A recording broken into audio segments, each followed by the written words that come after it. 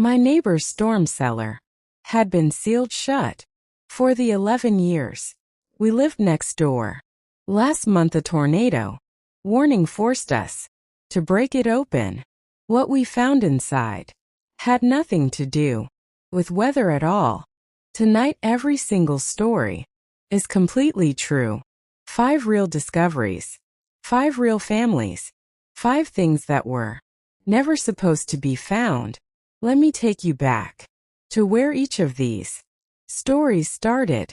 My name is Gregory. I am 47 years old. I live in Wichita, Kansas, and 8 months ago a severe tornado warning forced my family and me, along with several neighbors, to seek shelter in what we believed was our elderly neighbor's storm cellar, a structure that had remained visibly sealed and apparently unused for the entire 11 years we had lived next door to her, requiring us to physically break through boards and a rusted padlock during the actual emergency itself, given the genuine severity of the approaching storm and the absence of any other adequate shelter option immediately available to our small group. My neighbor's name was Dorothy, a woman in her 80s who had lived alone in her home for as long as anyone on our street could remember. And I want to describe the specific circumstances that led to this breach, the tornado warning becoming severe enough that our small group of neighbors, caught outside during an unexpected escalation in the storm's intensity, made the collective decision that Dorothy's storm cellar, despite its apparent decades of disuse, represented our safest available option given its underground construction and our genuine, immediate danger from the approaching storm. I want to describe what we found once we had successfully broken through the sealed entrance, expecting simply an empty, perhaps somewhat dilapidated storm shelter given its apparent years of disuse, discovering instead a space that had clearly been maintained and organized far more recently and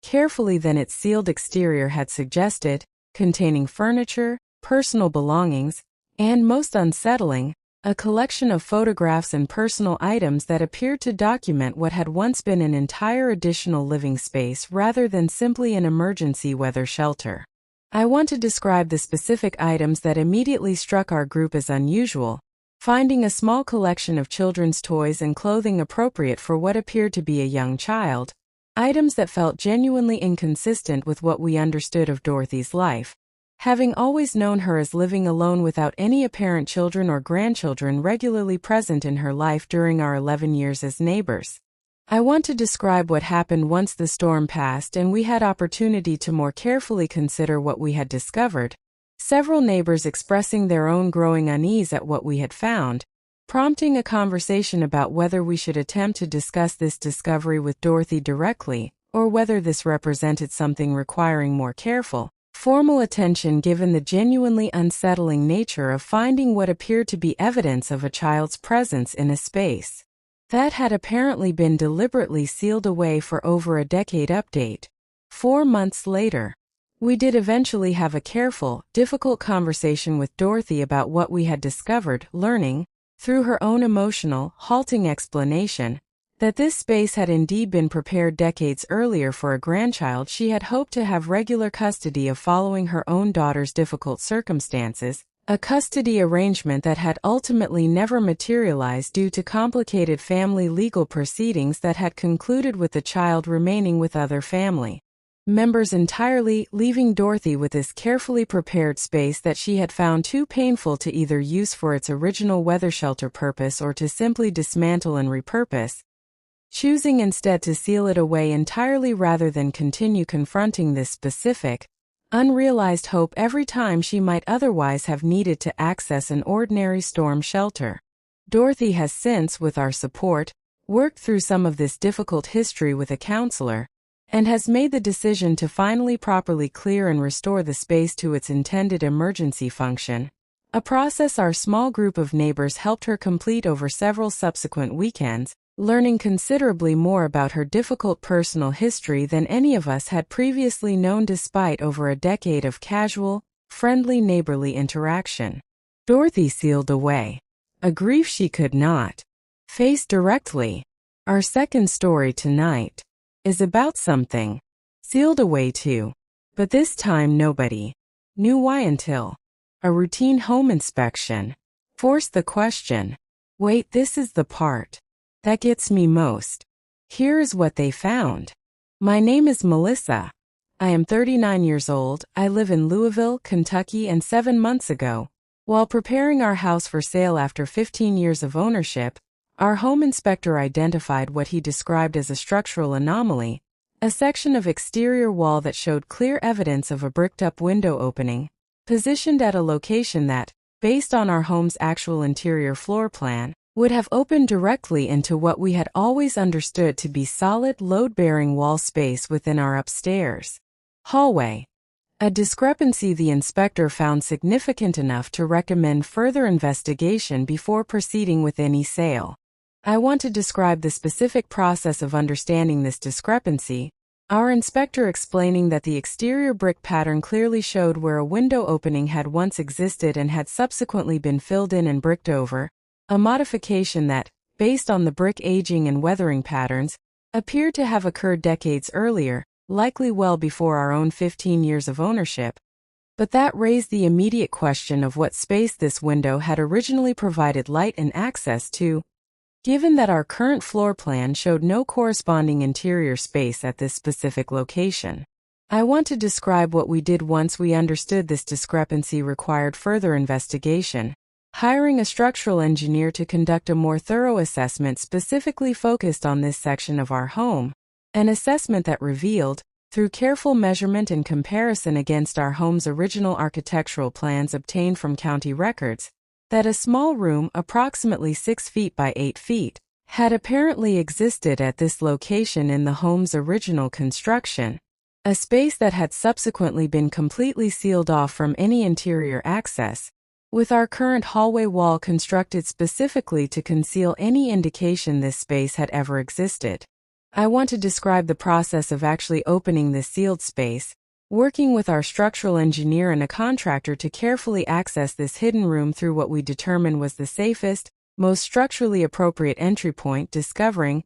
once we finally gained access, a small space that had clearly been used as some kind of dedicated room containing built-in shelving, remnants of what appeared to have been fabric wall coverings, and most significantly a collection of items that our County Historical Society, once consulted, helped us understand likely dated to sometime in the mid-20th century based on their style and construction. Update 4 months later. Working with the Historical Society and researching our home's ownership history through county records,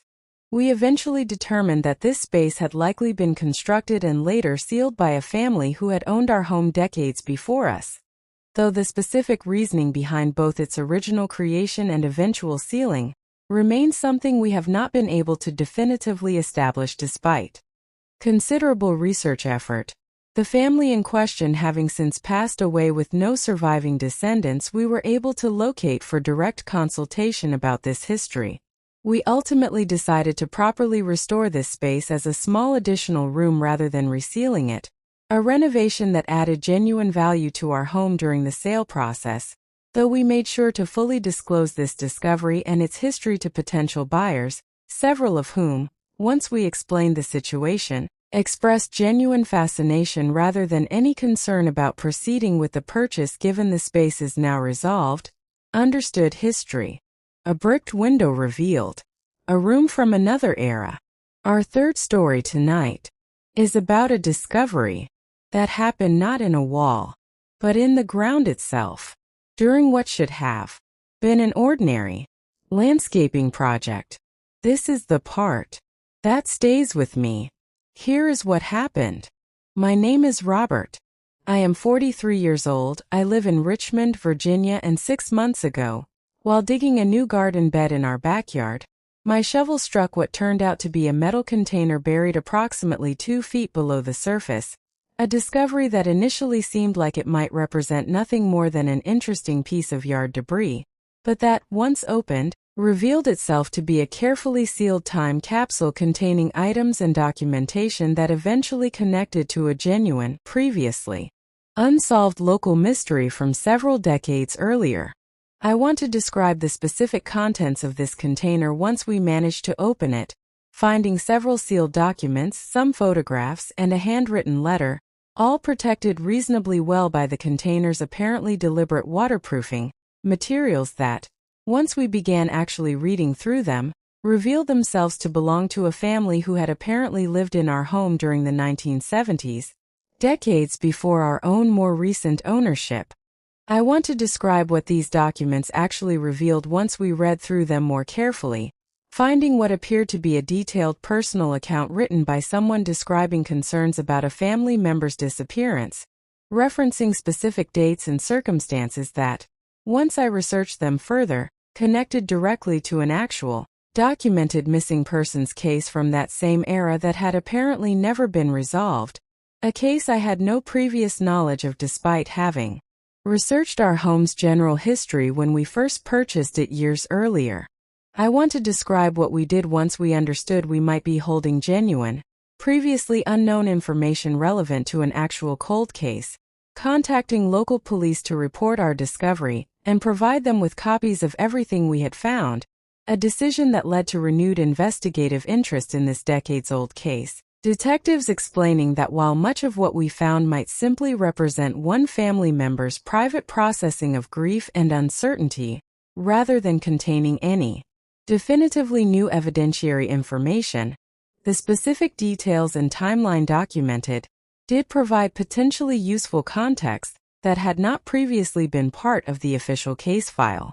Update 4 months later. The renewed investigation prompted by our discovery has connected with surviving family members of the person who went missing, individuals who expressed genuine gratitude at learning this additional historical documentation existed, even though it has not, as of this update, led to any definitive resolution of what actually happened to their family member decades earlier. We have maintained contact with one particular family member who has been especially engaged with reviewing what we found, providing additional context about family relationships and circumstances from that era that has helped investigators better understand the document's significance within the broader historical context of this case. I think often about the specific randomness of this discovery, understanding that a routine gardening project happened to intersect with a piece of genuine historical mystery that had been sitting, sealed, and waiting in our own backyard for decades before we ever purchased this property. Robert's garden bed revealed decades of unresolved family grief. Our fourth story tonight is about a discovery that also connected to unresolved history, but this time it happened through something far more unexpected: an estate sale for a house that was never actually for sale. Wait, let that sink in. Here is what happened. My name is Patricia. I am 45 years old. I live in Columbus, Ohio, and 5 months ago I noticed an estate sale advertisement listing an address that I recognized immediately as my own childhood home, a property my parents had continued owning and using as a vacation property in the decades since I had grown up. Information that immediately concerned me given that neither my parents nor I had any knowledge of this property being prepared for any kind of sale or estate liquidation. I want to describe the specific process of investigating this discrepancy, calling my elderly parents directly to ask whether they had recently made any decisions about this property that they simply had not yet mentioned to me, learning through this conversation that they had absolutely no knowledge of any estate sale being conducted at their property and were, in fact, planning to visit this same home themselves the following weekend for their own regular seasonal want to describe what we discovered once my parents and I actually visited the property together ahead of this advertised sale date, finding clear evidence that someone had indeed been accessing and preparing our family's home for what appeared to be a genuine, organized estate sale operation. Various items tagged with price labels, furniture rearranged for display purposes, and general staging consistent with legitimate estate sale preparation, despite my parents having no knowledge of authorizing any such activity or granting anyone access to conduct this preparation. I want to describe the process of understanding how this could have occurred, working with local police to investigate, eventually determining that a property management company my parents had briefly used years earlier for occasional maintenance services had apparently retained access credentials and had, through some combination of administrative error and individual employee misconduct, been treating this property as available for estate liquidation, possibly connected to some confusion with a different, actually deceased former client's similar property that this company was legitimately handling around the same general time frame. Update 4 months later. The property management company's investigation into this incident revealed genuine administrative confusion, combined with what appeared to be one specific employee's decision to proceed with liquidation preparation despite some internal uncertainty about the property's actual status. An employee who has since been terminated from this company following their own internal investigation. My parents have recovered all items that had been tagged for sale, none of which had actually been sold given that we discovered this situation before the actual advertised sale date arrived. And they have since terminated their relationship with this property management company entirely, implementing considerably more secure access protocols for their property going forward. I continue reflecting on the specific, almost surreal experience of discovering my own family's private property being prepared for sale to strangers without any of our knowledge or consent, understanding how close we came to potentially losing family belongings entirely had I not happened to notice this specific advertisement before the sale itself actually occurred. Patricia's family nearly lost their belongings to a stranger's mistake. Our final story tonight, Story 5, is about a discovery that came through something far more personal than property, a voice recorded decades ago that should not have still been playable at all. This is the last story. Here is what happened. My name is Jennifer. I am 34 years old. I live in Cincinnati, Ohio, and 4 months ago, while helping clear out my late grandmother's attic following her passing, I discovered an old cassette tape carefully labeled with my own full name, a discovery that immediately struck me as strange given the tape's clearly aged condition and my grandmother's handwriting style, which I recognized as representing an older version of her writing compared to more recent samples, suggesting this recording had been made considerably earlier than made sense given my own actual age. I want to describe the specific process of locating an appropriate cassette player to actually listen to this recording, my own generation having grown up with more modern technology, requiring me to borrow an old player from a neighbor before I could actually access whatever my grandmother had recorded and specifically labeled with my name decades earlier. I want to describe what I heard once I finally managed to play this tape, my grandmother's voice, younger than I had ever actually heard her sound in my own lifetime, speaking directly to me by name, explaining through this recorded message that she was making this recording specifically for a granddaughter she hoped I would someday become, describing hopes and wishes for who I might grow up to be, information that, once I checked the tape's actual recording date against my own birth certificate, revealed she had made this recording nearly 2 years before I was actually born, before my own parents had even met each other. According to family history I had always understood.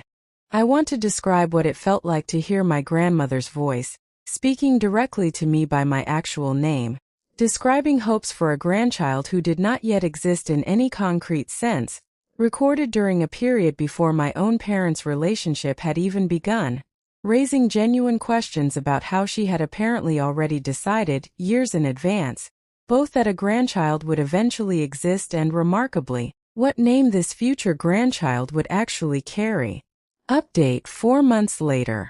I asked my own mother directly about this recording once I processed my initial shock at its contents and timing, learning, through this conversation, that my grandmother had apparently experienced what my mother described as a series of genuinely prophetic dreams and premonitions throughout her life, experiences my mother had always known about but had rarely discussed openly given how difficult these experiences were to explain or fully understand even within our own family. My mother confirmed that my grandmother had, in fact, told her family years before my mother had even met my father, that she had dreamed specifically about a granddaughter who would be born with this exact name, a story my mother had always understood as simply one of grandmother's various unusual but generally harmless personal beliefs, never expecting any concrete documentation like this cassette tape to actually exist confirming the specific timeline and details involved. I have listened to this recording numerous times since discovering it, finding each time